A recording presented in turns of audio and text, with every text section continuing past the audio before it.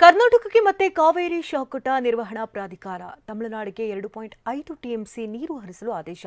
ಈ ಸುದ್ದಿಗಳನ್ನು ನೋಡೋಣ ದೇಶ ವಿದೇಶ ನ್ಯೂಸ್ ಟಾಪ್ 9 ನಲ್ಲಿ. ತಮಿಳುನಾಡಿಗೆ ಮತ್ತೆ 2.5 ಟಿಎಂಸಿ ನೀರು ಹರಿಸುವಂತೆ ಕರ್ನಾಟಕಕ್ಕೆ ಕಾವೇರಿ ನೀರು ನಿರ್ವಹಣಾ ಪ್ರಾಧಿಕಾರ ನಿರ್ದೇಶನ ನೀಡಿದೆ. ದೆಹಲಿಯಲ್ಲಿ ನಿನ್ನೆ ನಡೆದ ಸಭೆಯಲ್ಲಿ ಪ್ರಾಧಿಕಾರ ಮೇ ತಿಂಗಳ ಭಾಗವಾಗಿ 2.5 ಟಿಎಂಸಿ ಹರಿಸಲು ನಿರ್ದೇಶನ ನೀಡಿದೆ. ಈ ಹಿಂದೆ ಕಾವೇರಿ ನೀರು ನಿಯಂತ್ರಣ ಸಮಿತಿಯು 2.5 ಟಿಎಂಸಿ ನೀರು ಹರಿಸಲು ಶಿಫಾರಸು ಮಾಡಿತ್ತು. ಉತ್ತರ ಪ್ರದೇಶದ ವಾರಣಾಸಿಯಲ್ಲಿ ಪ್ರಧಾನಿ ಮೋದಿ ನಿನ್ನೆ ಅಬ್ಬರದ ಪ್ರಚಾರ ನಡೆಸಿದ್ರು.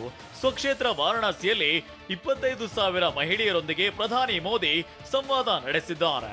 ನಾರಿ ಶಕ್ತಿ ಸಂವಾದ್ ಕಾರ್ಯಕ್ರಮದಲ್ಲಿ ಮಾತನಾಡಿದ ಮೋದಿ, ನನ್ನ ತಾಯಿ ಇಲ್ಲದೆ ಮೊದಲ ಬಾರಿಗೆ ನಾಮಪತ್ರ ಸಲ್ಲಿಸಿದ್ದೇನೆ ಅಂತ ಹೇಳಿದ್ರು.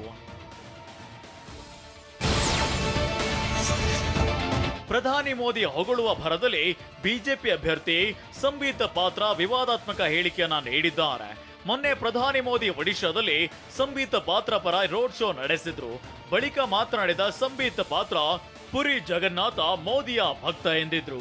ಈ ಹೇಳಿಕೆ ರಾಷ್ಟ್ರ ಮಟ್ಟದಲ್ಲಿ ಆಕ್ರೋಶಕ್ಕೆ ಗುರಿಯಾಗಿತ್ತು. ಒಂದು ಕಡೆ ಜಗನ್ನಾಥನ ಭಕ್ತರು ಸಿಡಿದೆದ್ದಿದ್ದಾರೆ.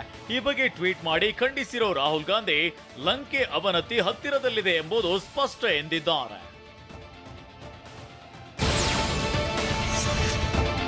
ಸಾಮಾಜಿಕ ಜಾಲತಾಣ ಯೂಟ್ಯೂಬ್ ವೀಕ್ಷಣೆಯಲ್ಲಿ ಕಾಂಗ್ರೆಸ್ ನಾಯಕ ರಾಹುಲ್ ಗಾಂಧಿ ಪ್ರಧಾನಿ ನರೇಂದ್ರ ಮೋದಿ ಅವರನ್ನ ಹಿಂದಿಕ್ಕಿದ್ದಾರೆ. ಕಳೆದ ಒಂದು ತಿಂಗಳಿನಲ್ಲಿ ರಾಹುಲ್ ಯೂಟ್ಯೂಬ್ ಚಾನಲ್ ಅನ್ನ ಬರೋಬ್ಬರಿ 435 ಮಿಲಿಯನ್ ಮಂದಿ ವೀಕ್ಷಣೆಯಾಗಿದೆ. ಅತ್ತ ಮೋದಿ ಯೂಟ್ಯೂಬ್ ಚಾನಲ್ ಅನ್ನ 235 ಮಿಲಿಯನ್ ಜನರು ವೀಕ್ಷಿಸಿದ್ದಾರೆ. ದಕ್ಷಿಣ ಭಾರತದಲ್ಲಿ ಪೂರ್ವ ಮುಂಗಾರು ಅಬ್ಬರಿಸುತ್ತಿದೆ. ಆದ್ರೆ ಉತ್ತರದ ಜಮ್ಮು ಕಾಶ್ಮೀರದಲ್ಲಿ ಸೂರ್ಯನ ಬಿಸಿಲು ಸುಡುತ್ತಿದೆ. ಸದಾ ತಣ್ಣಗಿರ್ತಿದ್ದ ಕಾಶ್ಮೀರದಲ್ಲಿ ಉಷ್ಣಾಂಶ 43 ಡಿಗ್ರಿ ಸೆಲ್ಸಿಯಸ್ಗೆ ತಲುಪಿದೆ. ಇದರಿಂದ ಜನರು ವಿಲವಿಲ ಅಂತಿದ್ದು, ಕೆಲವರು ತಂಪು ಪಾನೀಯಗಳ ಮೊರೆ ಹೋಗಿದ್ದಾರೆ. ಇನ್ನು ಯುವಕರು ನದಿಯಲ್ಲಿ ಈಜುತ್ತಾ ಬೇಸಿಗೆ ತಾಪದಿಂದ ಪಾರಾಗಿದ್ದಾರೆ. ಇನ್ನು ಶಾಲೆಗಳು ತಮ್ಮ ವೇಳಾಪಟ್ಟಿಯನ್ನ ಬದಲಾಯಿಸಿವೆ.